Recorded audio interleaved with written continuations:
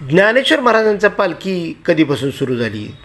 म्हणजे ती ज्या दोन्ही पालख्या तुकाराम महाराजांची पालखी आणि ज्ञानेश्वर महाराजांची पालखी ही एकत्र येत असत, तर म्हणजे त्या दोघांच्या दोन्ही पादुका ह्या एकाच पालखीतून पंढरपूरला जात होत्या, त्या परत वेगवेगळ्या कधी झाल्या याविषयीची माहिती मी तुम्हाला या व्हिडिओमध्ये देणार आहे.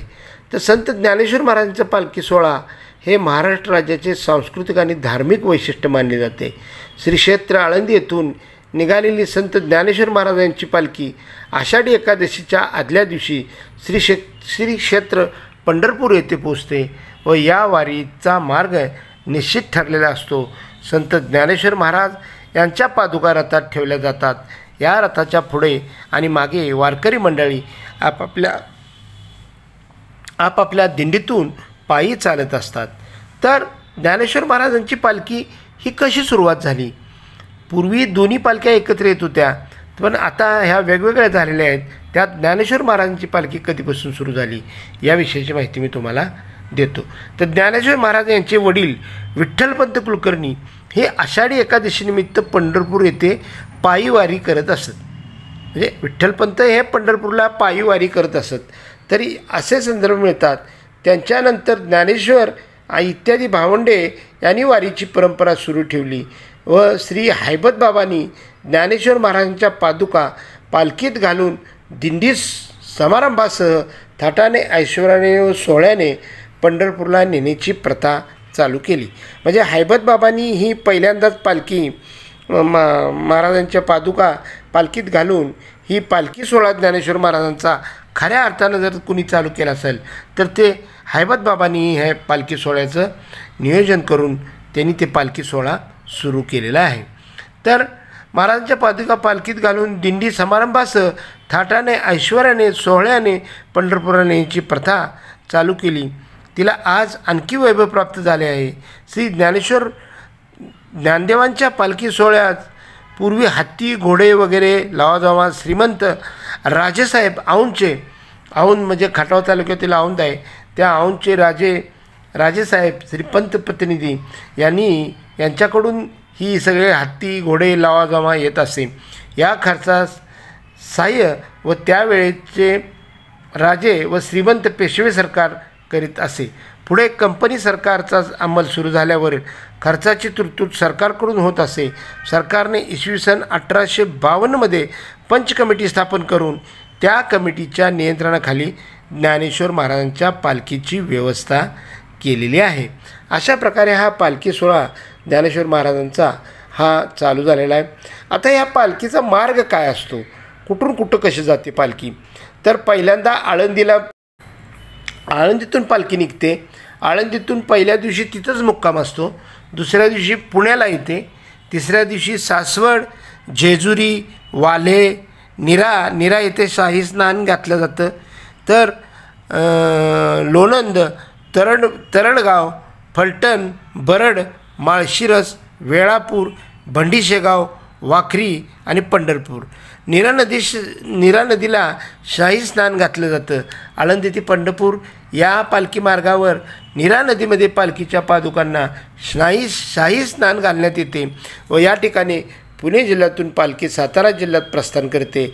आळंदी ते पंढरपूर या पालखी महामार्गावर नीरा या ठिकाणी दुपारचा विसाव घेऊन पालखी सातारा जिल्ह्यातील या लोणंद ठिकाणी मुक्कामासाठी सातारा जिल्ह्यात प्रवेश करते.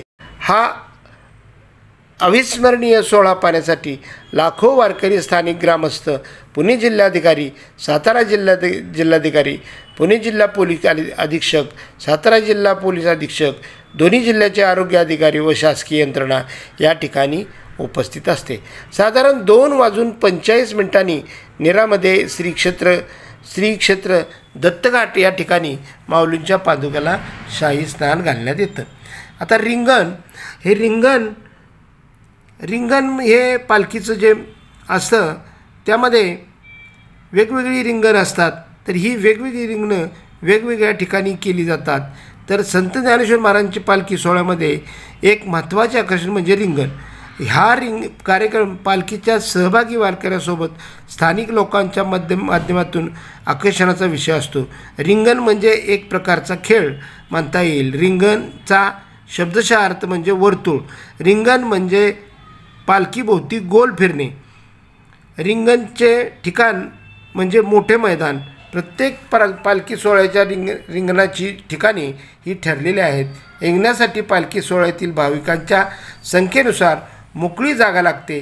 काही सोहळ्यामध्ये सहभागी वारकऱ्यांच्या वाढत्या संख्येनुसार रिंगणाची जागा बदलण्यात आली आहे. पालखी सोहळा वाटचाल करत रिंगणाच्या ठिकाणी पोचते तेव्हा आधी चोपदार रिंगण लावतात. यामध्ये मध्यभागी पालखीच्या सभोवताली पताकाधारी वारकरी व दिंड्या व त्याभोवती रिंगणासाठी मोकळी जागा व पुन्हा त्याभोवती दिंड्या व रिंगण बघायला आलेले भाविक उभे राहतात. रिंगण लावणे हे कौशल्याचे काम आहे.